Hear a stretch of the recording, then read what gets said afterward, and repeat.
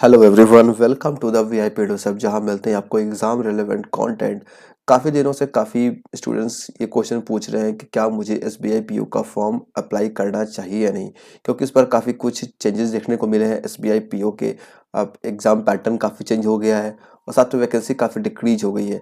तो आज इस वीडियो में इसी के बारे में बात करने वाले हैं कि किस स्टूडेंट को अप्लाई करना चाहिए, किसे अप्लाई नहीं करना चाहिए, क्या कंडीशन हो सकते हैं, क्या क्या चैलेंजेस हो सकते हैं, हर एक चीज़ के बारे में बात करेंगे। तो फटाफट चैनल को सब्सक्राइब कर दीजिए और वीडियो को लाइक कीजिए। बढ़ते हैं आगे। अगर आप देखेंगे तो वैकेंसीज काफ़ी कम आई है इस बार। जनरली एसबीआई पीओ में 1800 या फिर 2000 वैकेंसी होती थी, लेकिन इस बार वैकेंसी जो है आप कह सकते हैं 1/3 हो गई है। 600 वैकेंसी है टोटल वैकेंसी। इसमें कैटेगरी वाइज देखेंगे तो ये आपको और भी कम नज़र आएगी। तो यहाँ से काफ़ी एक चीज़ क्लियर होता है कि वैकेंसी कम हो जाने के कारण यहाँ पे सिलेक्शन ऑब्वियसली यहाँ पे इस बार सिलेक्शन के चांसेस जो है वो थोड़े डिफिकल्ट होंगे। कंपटीशन वेरी हाई देखने को आपको मिलेगी। तो इस सिचुएशन में हमें किस तरीके से सोचना चाहिए, फॉर्म अप्लाई करें या ना करें। तो मैंने क्या किया है, यहाँ पे जितने भी एस्पिरेंट्स आप लोग देख रहे हो, आप लोगों को मैंने 3 कैटेगरी में डिवाइड किया है जो जनरल एस्पिरेंट्स होते हैं। फर्स्ट वन जो कि है बिल्कुल फ्रेश है, जो कि आज तक कभी बैंक एग्जाम नहीं दिए हैं, पहली बार 2025 में स्टार्ट करने वाले हैं विद एसबीआई पीओ। उनके लिए क्या हो सकता है। सेकंड एस्पिरेंट वो जिनका बेसिक क्लियर है, प्रैक्टिस की कमी है, कभी कभी उनके प्रीलिम्स क्लियर हो जाते हैं, मेंस तो क्लियर बिल्कुल नहीं होता।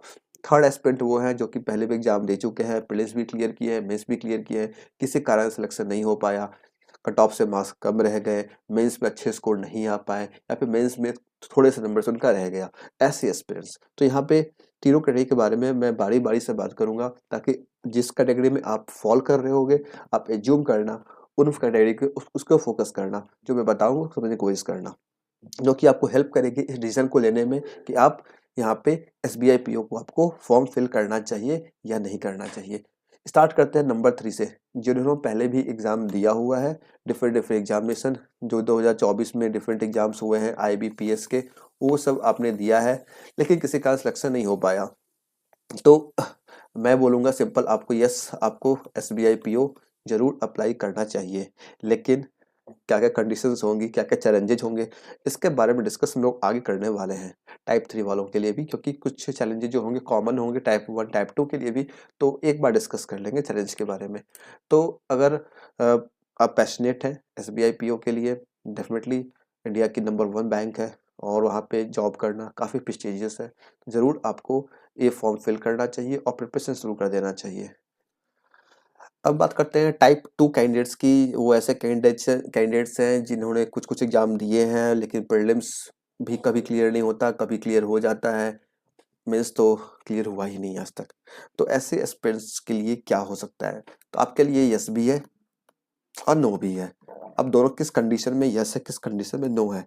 पहला, अगर आप चाहते हो अप्लाई करना, आपको अप्लाई करने के लिए पहले ये डिटरमाइन करना पड़ेगा आपने बेसिक क्लियर कर रखे हैं, आपको इस लेवल की प्रैक्टिस करनी होगी जिससे आप हाई से हाई स्कोर कर सको। आपको अपनी स्पीड बढ़ाने होंगे, तभी जाके आप प्रीलिम्स क्लियर कर पाओगे, तभी गेम में आ पाओगे, अदरवाइज आपका कोई मतलब ही नहीं बनेगा। ठीक है। सेकेंड चीज, प्रिपरेशन में आपको इस बात को ध्यान रखना होगा कि अभी जो आपके पास समय है 2 मंथ का, इस 2 मंथ में, क्योंकि आपके प्रीलिम्स क्लियर नहीं हो रहे हैं, मेंस क्लियर नहीं हो रहे हैं, इसका मतलब आपके कॉन्सेप्ट में काफ़ी दिक्कत है, स्पीड में काफ़ी दिक्कत है। उन कंसेप्चुअल चीज़ों को भी दूर करोगे, स्पीड भी बढ़ाओगे, तभी जा कर के आप यहाँ पे सर्वाइव कर पाओगे। तो ये आपको ये मेक श्योर करना होगा कि अगले 2 मंथ में आप ये चीज़ कंप्लीट करोगे, तभी आप इस फॉर्म को अप्लाई करो, अदरवाइज आपके लिए नो का ऑप्शन है। ठीक है। अब अब ये जो मैंने बोला है कि 2 मंथ में हो सकता है कि नहीं, आपके लिए बिल्कुल यस, क्योंकि आपके लिए, क्योंकि आप टाइप 2 स्टूडेंट हो, आपके लिए यस हो कि आप एग्ज़ाम दे चुके हो, बहुत चीज़ों से वाकिफ़ पहले से हो, तो डेफ़िनेटली आप यहाँ पे इन चीज़ों को 2 महीने में आराम से कंप्लीट कर सकते हो, आराम से कम्पीट कर सकते हो बाकी लोगों के साथ और प्रीलिम्स एग्ज़ाम भी क्लियर कर सकते हो। तो ये तो चीज़ ऑप्शन आपके लिए यस है, लेकिन करना आपको होगा। तो आपका ये ऑप्शन यहाँ पे यस बनेगा। सोच लो, समझ लो, फिर यहाँ पे फॉर्म अप्लाई करो। ठीक है। थर्ड पे आते हैं, ये है टाइप 1 स्टूडेंट जिनके पास no prior experience, they are going to attempt first time, they are going to start a banking preparation very first in 2025 with SBI PO exam.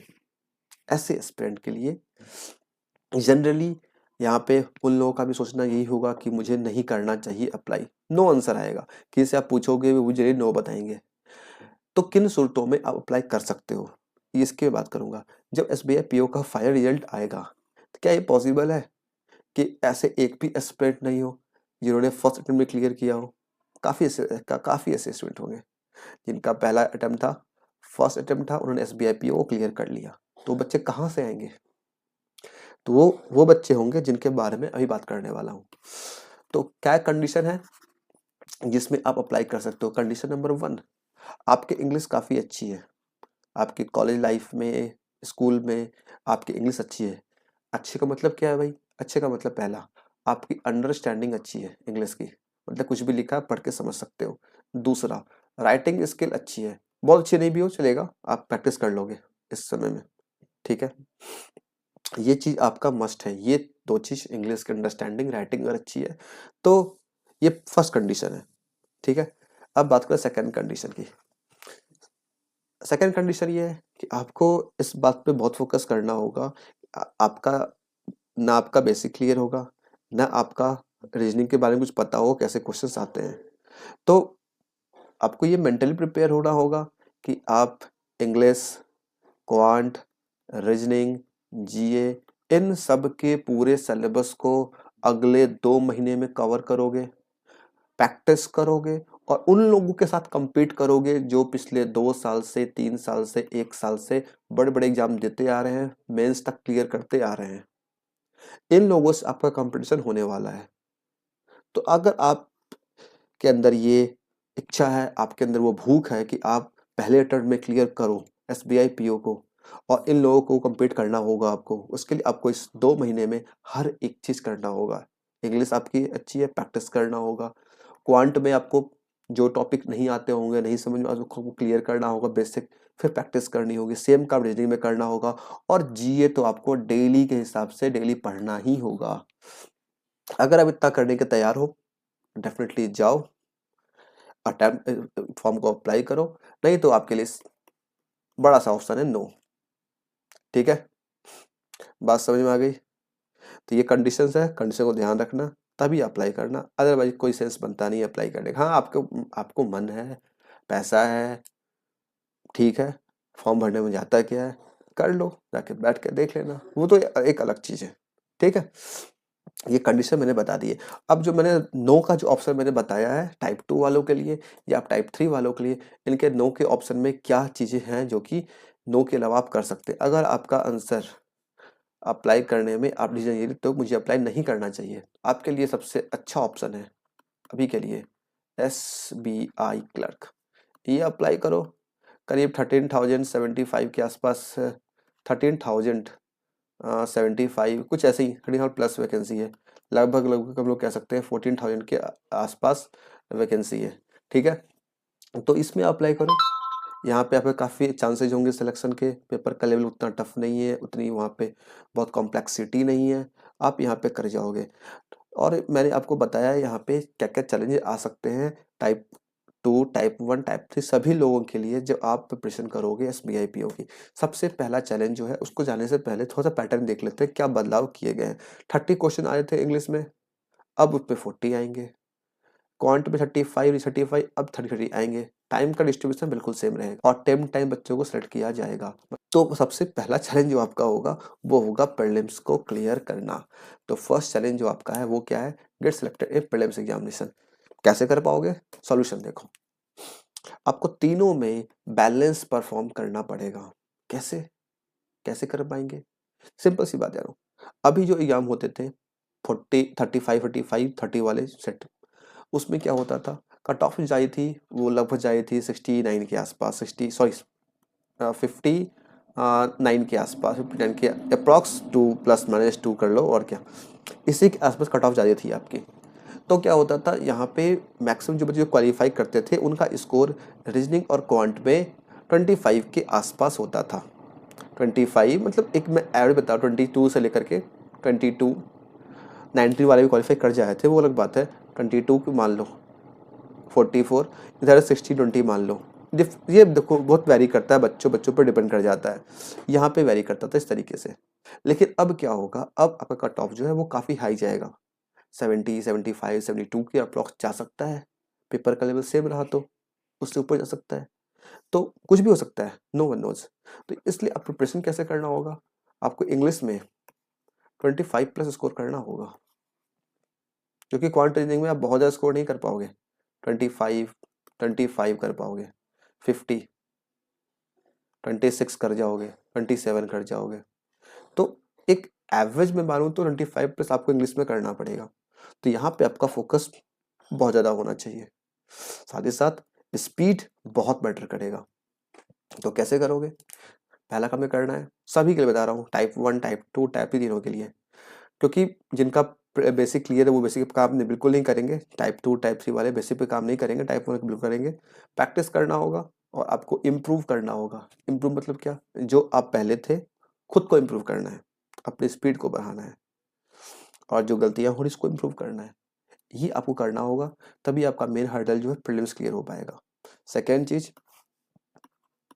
General awareness, ये आपको डेली पढ़ना होगा।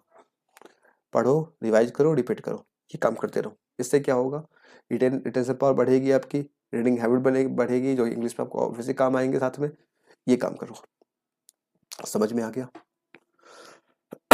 सॉरी, ये condition थी, मैंने बता दिया आपको। और क्योंकि इंग्लिश का रोल काफ़ी है, इंग्लिश में देख लो, ईमेल, रिपोर्ट, पैसेज राइटिंग, ठीक है, ये सारी चीज़ें हैं। तो इस क्या जो आपके क्वेश्चन थे, आई थिंक आपको इसका आंसर मिल गया होगा। बाकी सब कुछ आप पर डिपेंड करता है, आपका अपना चॉइस है, अपने हिसाब से मैंने आपको सारी कंडीशन बता दी, डिसीजन आपका है, डिसीजन लीजिए और आगे बढ़िए लाइफ में, ठीक है। So that's all for this session, thank you and see you next one. कुछ आपका डाउट होंगे तो आप नीचे कमेंट में मुझसे पूछ सकते हो। टेलीग्राम ग्रुप जरूर ज्वाइन करना, यहाँ पे आपको काफ़ी चीज़ें मिल जाएंगी। और ये इंस्टाग्राम है, ये सॉरी टेलीग्राम तो ये रहा, तीनों का सबका सेम ही है, VIP सर, आप यहाँ पे फॉलो कर सकते हो। That's all, see you in next one, thank you.